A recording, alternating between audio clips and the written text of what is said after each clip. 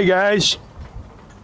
And on the hard Dodger, 99% done, 95% done. I just need a little more clear plastic for one panel. I was short just about a yard.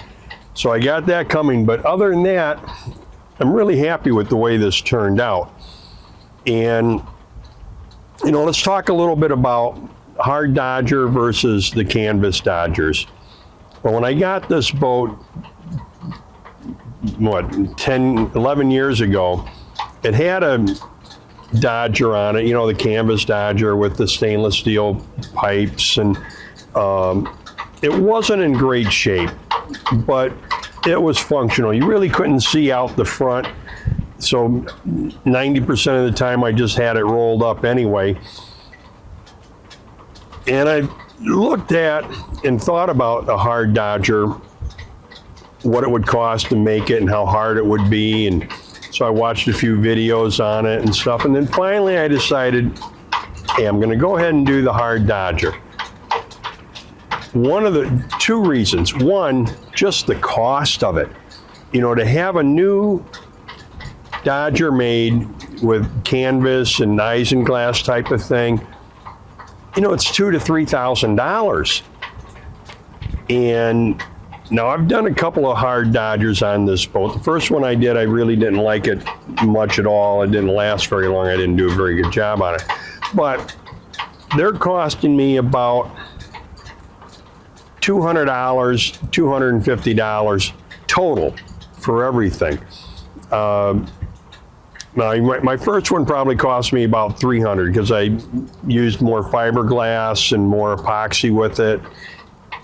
And one of the things that I'd seen a lot of people do is they take solid pieces of plywood, they design, you know, the sides and the front, and then they cut that all out, and now they have a nice frame for it.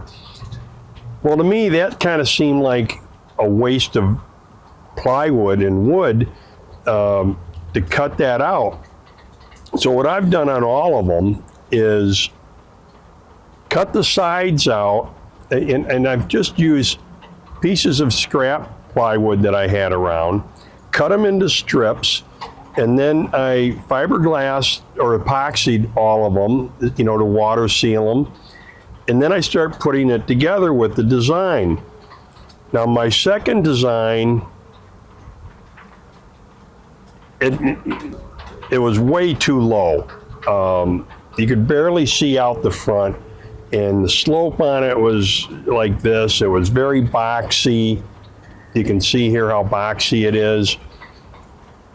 And it was okay, but I really wanted something where I could stand up, look out the front.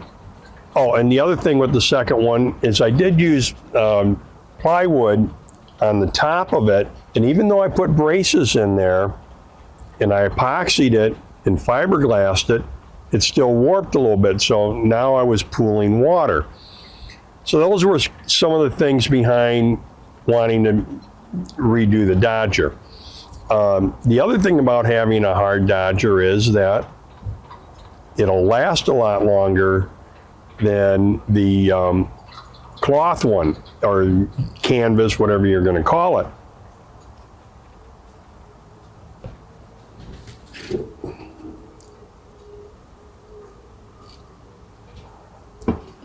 So like I said, I've watched a number of other videos, and I'm seeing more and more hard Dodgers as time goes by. And I think part of that reason is the expense of having a new one made.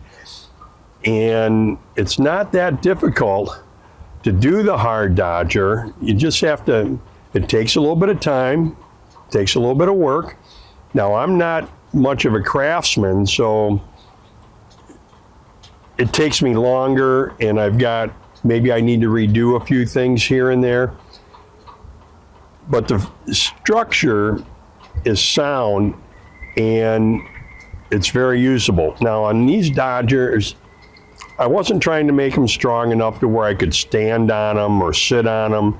They are more durable than the the stainless steel poles and the canvas, but it's not like I can walk around on it. And I'm not making it that way. I don't want to add that much weight to the boat. I've added enough weight with the solar panels and some of the other things that I've added to it. Now, what I did on this one, let's get into what I did on this one. So I decided I was going to use some of the existing frame because it was in good shape. It was still durable. There was no rot on it anywhere. So I decided to use that. And then, as I mentioned, I used some scrap plywood and I cut 2-inch strips. I epoxied them a couple of times, to waterproof them and encase them. But for the forward and the aft support going across the boat, I did use solid wood for that. And to get the curve that I wanted, I got some flexible pipe, attached it to the frame, took a piece of cardboard, drew the arch, and then went home and cut it with the jigsaw. Yeah, I know.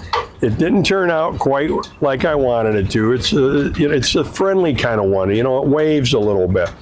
But I cut another strip of wood. I put that across the top, fiberglass that in, or epoxied that in with some thickened epoxy. I used a fairing compound, filled that in, and I think it turned out pretty good. It's structurally, it's really, really sound. So then once I got that done, I brought all my strips to the boat, placed them where I wanted them, used clamps, hold them in place, figured out what my cut angles were. And this took a little bit of time because I went home and I cut everything. I did cut a few pieces here on the boat, but for some of the angle ones, the long ones, I had to take those home, put them on the table saw. But I got the basic shape the way I wanted it, brought my top, and this time, instead of using plywood, I used a poly board. And I found this at Home Depot. I bought a piece and I tested it. I think I showed this in another video where I fiberglassed some of it, and fiberglass and epoxy sticks to this stuff. It's super thin, and I decided not to put any fiberglass on it at all. I just left it as it is and added a couple more supports across the top. Now the center support, I haven't affixed that to the top yet because I want to see what the curve is to make sure my water runoff is going to be right. So I got everything screwed and epoxied in place, fiberglassed in place. Now I got ready to put the top on.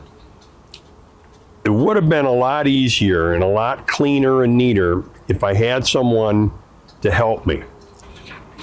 What I did is all around the frame, I took some thickened epoxy, and I tell you what, don't mix more epoxy than you can use in a short period of time, because this is what happens.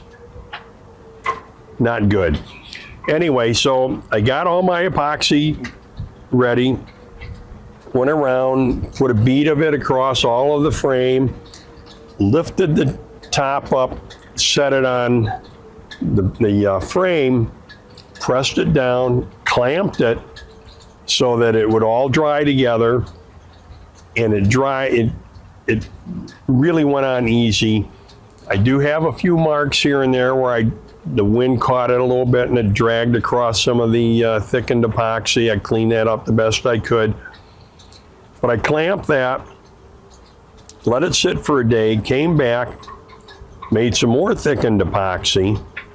Oh, I trimmed it, first of all, then I trimmed it to the frame. And all I needed for that was a utility knife. So I just went around and I trimmed it. I did take some sandpaper, sanded off a little bit, made it all look nice and smooth. Took some thickened epoxy, filled in any gaps. And the same with the support boards. Any gaps there, I tried to fill those in the best I could, along with all of the support boards. Let that dry. Came back the next day, sanded it all down, looked pretty good. Put a coat of paint on it. Came back the next day. A couple areas needed a little touch up, so I did sand them. Touched up the paint again. Came back, now I'm ready to start putting the clear glass in, or the clear plastic in. Now for the clear vinyl that I used a 30 gauge and a 40 gauge.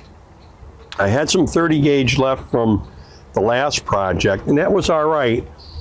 But as I mentioned, I ran out of that. I needed a little bit more for the front section, and I decided to go with a 40 gauge, a little bit more expensive, but I know it's going to hold up better, especially now that I have this where I can see through the canvas well enough that where the Dodger is high enough where I can stand and see through everything and get a good view of where I'm sailing to.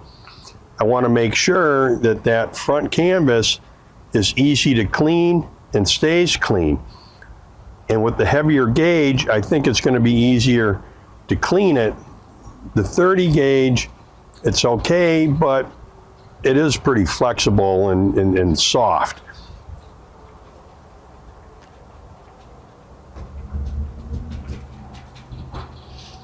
So overall, I'm happy with the project. Put the handrails back on. It looks better. And I know it's going to be easier to deal with out on the water. We're going to find out in a little while here and get back out sailing again instead of just working on projects. Think about a hard Dodger. It's more durable. It looks good. You can do more with it. Well, think about it. And until next time, happy and safe boating to you, your family, and friends. Cheers.